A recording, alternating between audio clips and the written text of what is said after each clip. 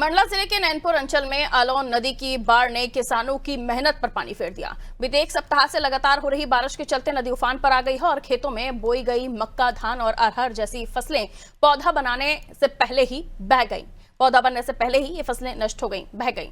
Hybrid बीजों में भारी लागत लगाकर खेती करने वाले किसान अब आर्थिक संकट से जूझ रहे हैं। आलोन नदी से लगे लालपुर, खुर्सीपार, लुटमरा, पुतरा और पिपरिया जैसे गांव में फसल पूरी तरह तबाह हो गई। किसानों ने प्रशासन से तत्काल सर्वे कर उचित मुआवजा दिलाने की गुहार लगाई है ताकि वो दोबारा बुआई कर सकें।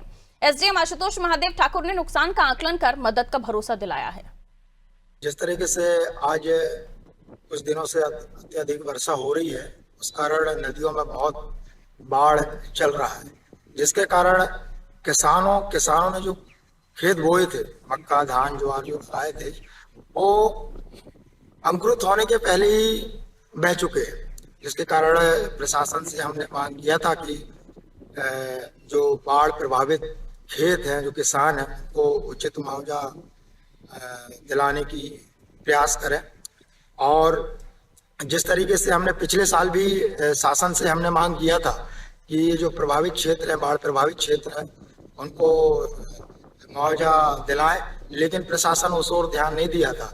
इस बार हमने समय के पहले ही प्रशासन को जगाया है कि जो किसानों की खेत बर्बाद, उनकी फसलें नष्ट हुई हैं, उनको उचित मुआवजा देने की प्रयास करें। ये गया किसी भी कष्ट से खेती की गई थी, वो अचानक बाढ़ आने के कारण पूरी खेती की फसल अस्त व्यस्त हो चुकी है, नष्ट हो चुकी है।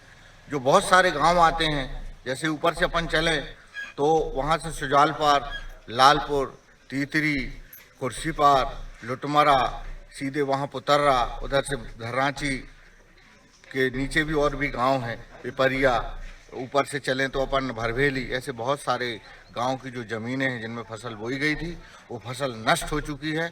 मैं चाहता हूं कि आपके माध्यम से, आपके चैनल के माध्यम से ये खबर एसडीएम, कलेक्टर, पटवारी, तहसीलदार तक जाए और उन किसानों की राहत की काम किया जाए जो किसान आज मतलब एक आत्महत्या करने के कगार पर आ चुके हैं। उनके पास थोड़ी थोड़ी ज़मीनें थी, वो भी बह चुकी है, फसल में नष्ट हो चुकी है, फसल भी बह चुकी है।